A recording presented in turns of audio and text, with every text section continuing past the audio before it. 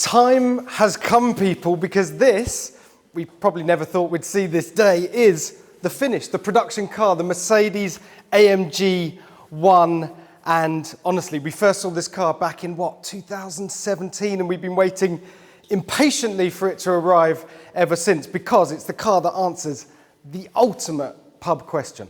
What would happen if you dropped an F1 powertrain into a road car? And as it turns out, quite a lot of head scratching, because it's taken a little longer to get to this point than perhaps Mercedes or AMG thought. Some delays.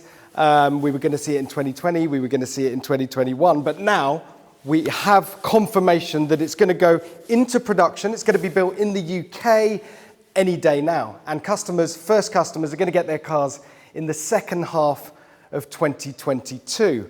I'm just going to give you some headlines. I've been given an enormous fact sheet on this car, so let me just roll those off. So, back here, we got to start with the engine. That is the big story in this car. Under there, you have 4 electric motors. 4 of them.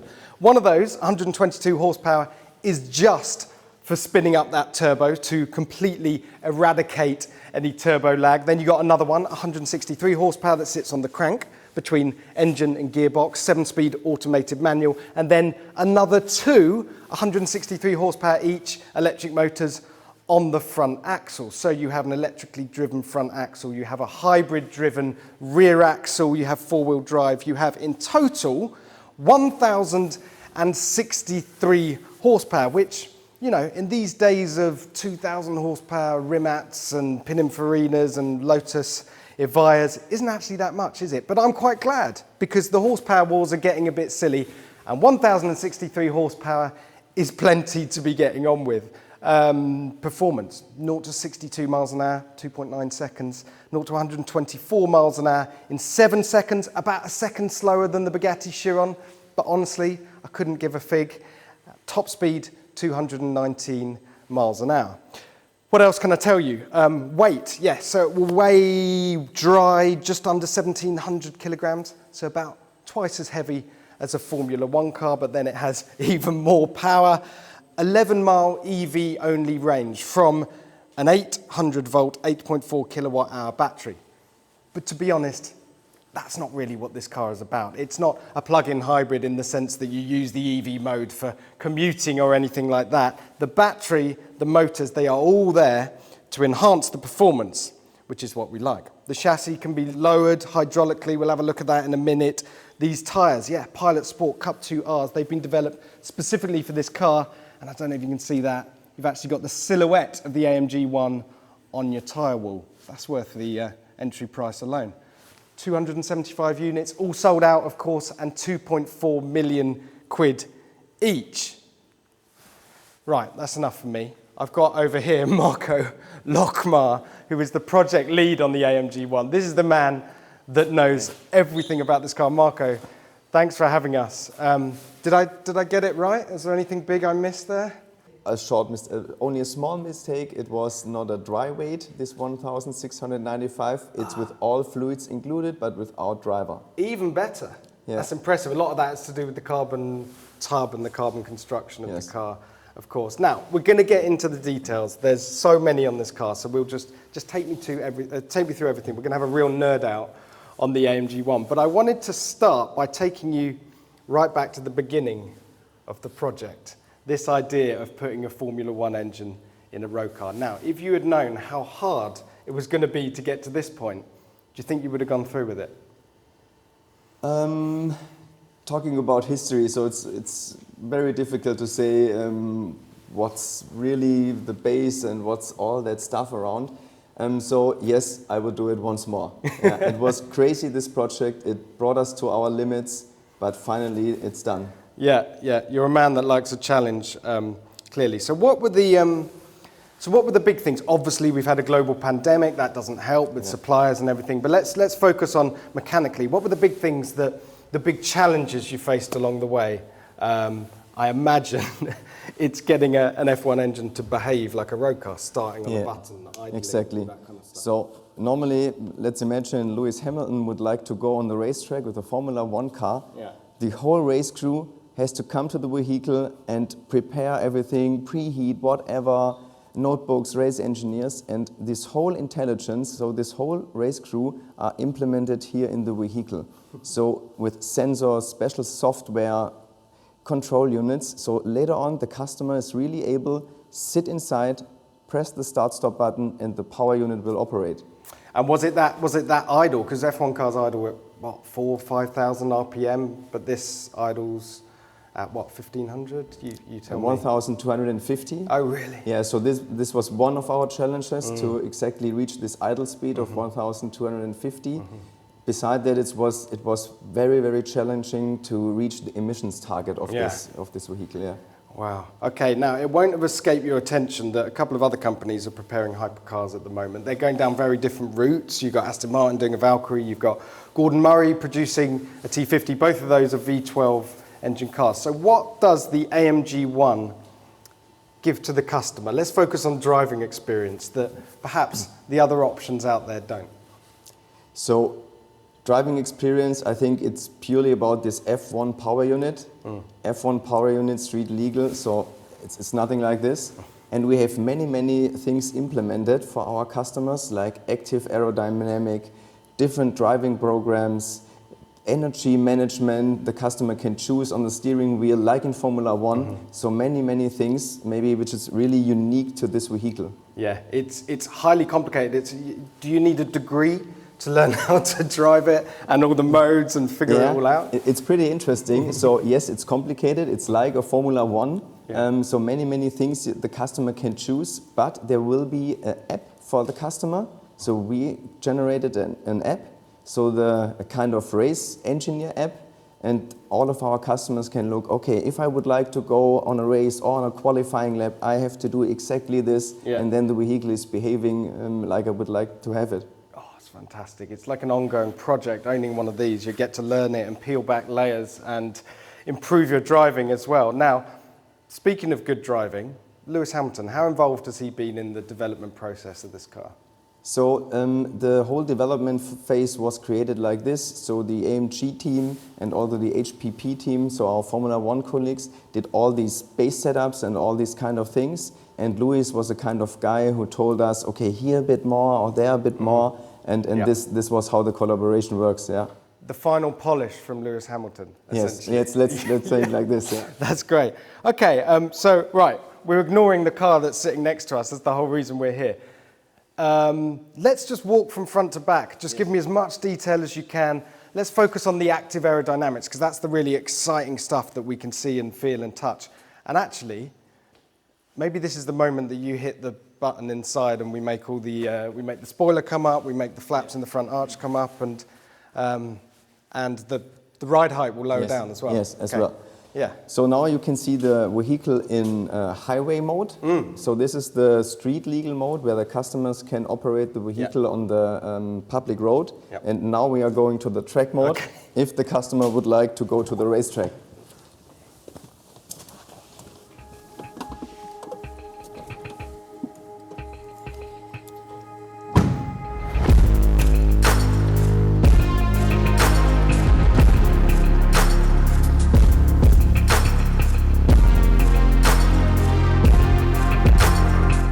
One hell of a party piece for impressing your friends.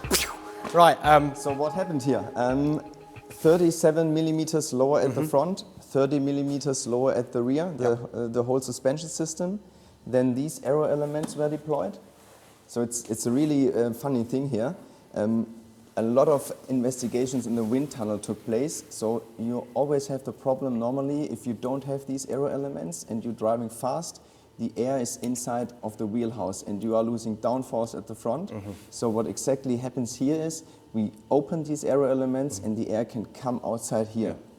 And in addition to that, maybe you recognize this special aero element here, the carbon element on our magnesium wheel. This is designed like this, that we can also evacuate the air in this direction. It looks fantastic. So these are the optional magnesium wheels. It's forged aluminium as standard. Yeah. Fantastic. Just around the front, a little word on the badge. So that's painted in, right?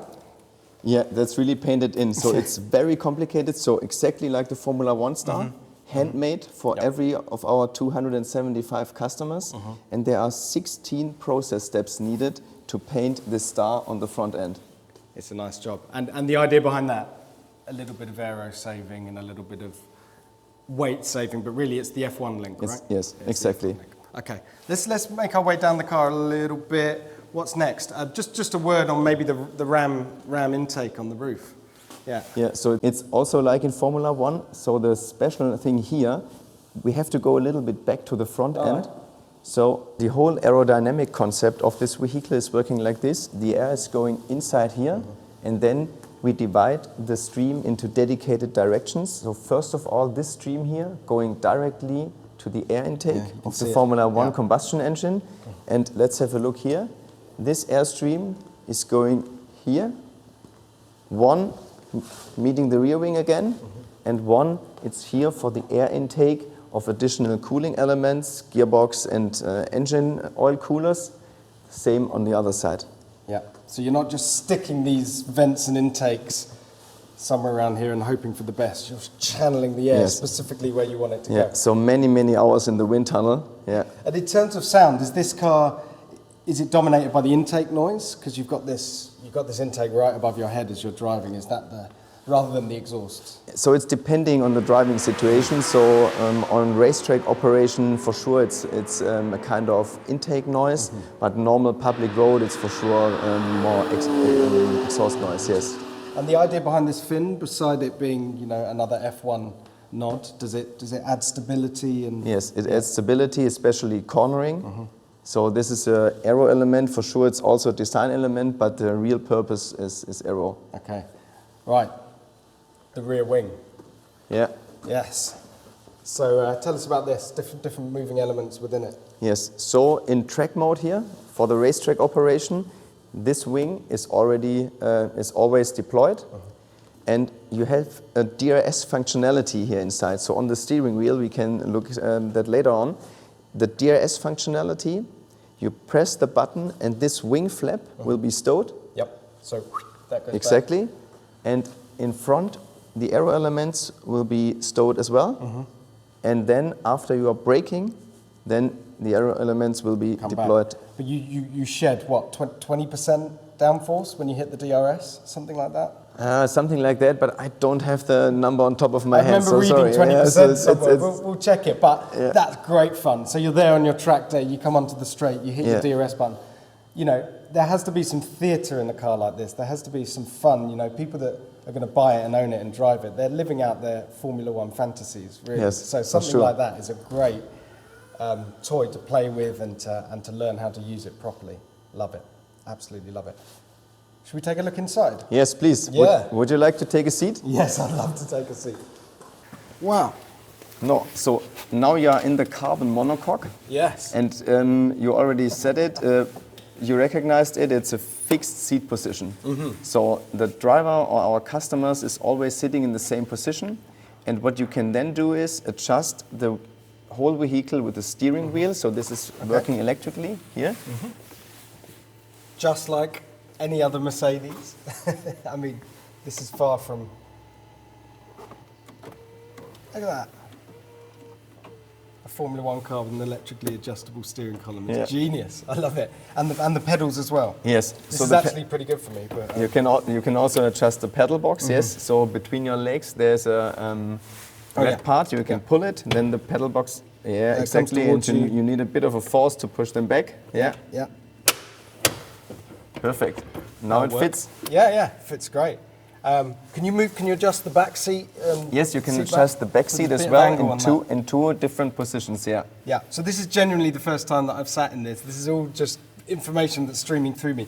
The seating position is really interesting. There's definitely a race car feel about it. Your legs are quite high, your bum's very low, but it's not so extreme that you're lying down here and you won't be able to see what's in front of you at the lights. So there's definitely. So we also drove the vehicle many kilometers for customer readiness purposes on public road. So all over the world, Abu Dhabi to Dubai, in Germany, in Spain, in Portugal. So many kilometers, and you can sit in this car. So that's really no problem. So how important was the consideration that this car it's got a Mercedes badge on the nose. And Mercedes are known, yes, AMGs are of course high performance, they're cars for the track, but Mercedes are also luxurious and comfortable and easy to use. And how hard was it finding that balance? So maybe the steering wheel is one of this example where you can see this balance. So first of all, in the project, the idea was that the customer can use the Formula One technique by its own, and we would like to have a situation where the customer can interact with the vehicle like with a normal Mercedes-AMG. So maybe you recognized this button here. You can manage your driving programs with this button. And then here it's very special. So here you can adjust AMG dynamics, your suspension setup, and all these kind of things. Also these elements here, you maybe know from other Mercedes-AMG projects. These are Mercedes. But in fact, they're the mechanical ones with mechanical switches as opposed to the swipe buttons. This is intended because if you are on the racetrack, it's very difficult to slide on some buttons. So it's better to have these switches. We approve. What we did here, there are different functions behind these switches. So see here, recuperation, you can adjust it. And special for this vehicle, pit lane limiter. So we implemented a real pit lane limiter. DRS on, DRS off, pit lane limiter on, recuperation up. Yes, I can see it now. Yeah. You must have had so much fun adding in all these elements. Yeah. I can imagine the big sort of wish list at the beginning of the project saying, we gotta have DRS, we gotta have all these F1 elements integrated into the car. Let's just talk a little bit about the driving modes. So there's obviously an EV only mode. As I said in the intro, it's not really about driving this car on EV only, but you know, it's sociable if you want to leave your house early in the morning and you don't wake up the neighbours, that kind of element. And then the next mode up is race safe. So that is a kind of more gentle integration of the hybrid so system. race safe is a gentle integration, as you said it. So the system is deciding whether it's better to drive electrically or with a combustion engine, something in between, Cool. And then we go to race, and then it's race plus. So now we're getting quite serious. Active aero. Yes, so race plus is now track mode. So in general, we are dividing into two main modes, highway mode and track mode. Highway mode, 4 different driving programs. You mentioned it. It's electric, it's race safe, it's race, and it's individual to configure it like you would like to have it. And then in track mode, it's race plus and Strat 2. Strat 2, exactly like in Formula One. If Lewis Hamilton would like to go on the qualifying lap, so 1 lap, all energy out, fastest lap time, he will go to Strat 2. Yeah, so no holds barred, maximum power for all the motors, go, go, go. Yes. Wow. Strat 2 probably not for the road then? No, Strat 2 not for the road. So exactly like this, highway mode is for operating on public road and track mode is only for the racetrack. Yeah.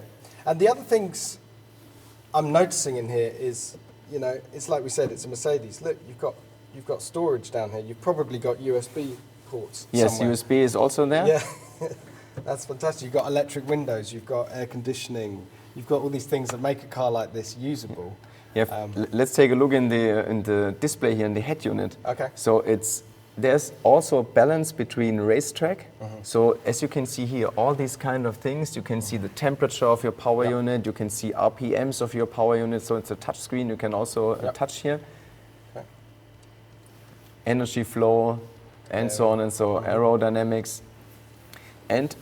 But normal interaction is also possible. We have a navigation system, we have parking sensors, climate system, and all that stuff. Oh wow! So we did a video with this car 3 years ago now, and it was a world away from how finished it is. I honestly didn't expect we were going to see the full finished production car here today, and it's just so exciting that you've seen this project through. And as we said, with a brief like that, put an F1 powertrain in a road car, it's just sensational that you've actually made it stick.